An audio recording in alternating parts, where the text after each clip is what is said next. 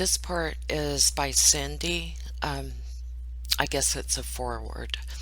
Um, and remember, this is allegedly Cindy Watts' book found on Reddit a couple of days ago. And she starts off, I don't think even once, not when I was a little girl even, that I expected or wanted everyone in our country to know my name. Maybe every little girl dreams of being a princess and now an internet star. But they didn't have internet stars when I was a kid, and they don't have any princesses or stars at all where I've always lived, except for those in the sky. If anyone had been interested or asked me 10 years ago what I wanted, I would have told them I already had it: a good marriage to a fine man and two wonderful children. By back then, I have to qualify and say that I mean back before my son married a woman that was wrong for him and began to lose himself, and we began to lose him as well. Our pain started then, and over the next 8 years, our lives tilted downhill and became sadder, more complicated, and filled with growing amounts of unwanted trauma and fear, until we finally ended up here at the bottom in a damaged, grieving heap, broken into pieces. Two of our granddaughters are dead. The young woman who was our daughter-in-law is dead, and her family is devastated as well. Our boy is in many ways as lost to us as though he were dead. Our family is in rubble, and the whole world seems to know our names and hate us. We just exist and try to breathe through permanently constricted throats, trying to find a way, any way at all, to go on living for what we have left, who we have left, including each other, in our new reality, which is simply moment by moment wreckage. I am not writing this book to ask for sympathy. I'm writing it because there are always three sides to every story: hers, his, and the truth. Maybe I cannot know the truth any more than all the millions of strangers worldwide who seem to think they do. But I know some things. I know our family. I know my son. Or maybe I don't, and I wish to gain understanding of him and his actions through this process. And to a degree, I know the story of the marriage that led us all here. I want to tell people about these things I know at least. As to what I hope will come of it, well, I don't hope for much anymore.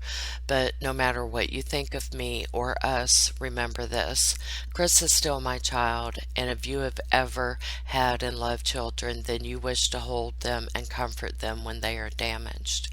You wish to make it right.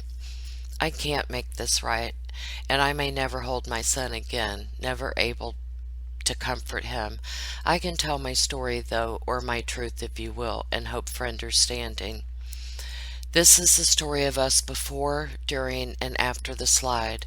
It's the story of our son meeting and marrying Shanann and what occurred during their marriage.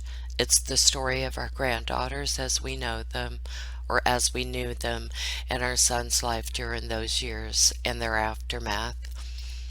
This is about us, a group of ordinary people as we actually are, and not as those who think they know us or might wish us to be. Because if what they say of us were true, then something like this could never happen to you or someone you love, and that reassurance I can't give anyone anymore.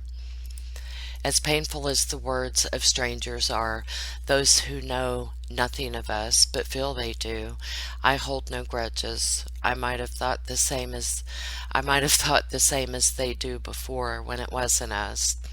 Before, meaning before my family became one of those that people read about and shake their heads over, and then immediately run to their laptops and say such things as, "I guess I would have drowned him at birth." Or if that wasn't personal enough, they speculate about whether it was me or my husband Ronnie who is the psychopath, and whose horrible parenting or genes, take your pick or choose both, has twisted up our boy so bad that he was always destined to grow up to become a family annihilator.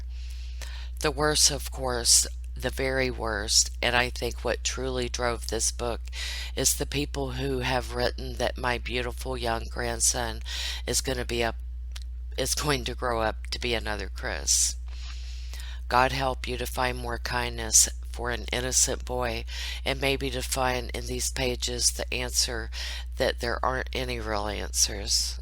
I mean, as to how this tragedy happened or what could have stopped it, because you can't see that have, we would have. Please, if nothing else, believe that. I'd like to thank you, the reader, for listening to my story and for giving me your time as I travel this road again. Chris was really a good kid. It's not just me who says so. Everyone who ever met and knew him said so too. He was very gentle and quiet, never caused us a single problem. He was an honor student who loved sports and made a nice life for himself in Mooresville, North Carolina, after high school and then NASCAR tech. Then he met Shanann. I'm going to end it there and I will pick up at chapter 1.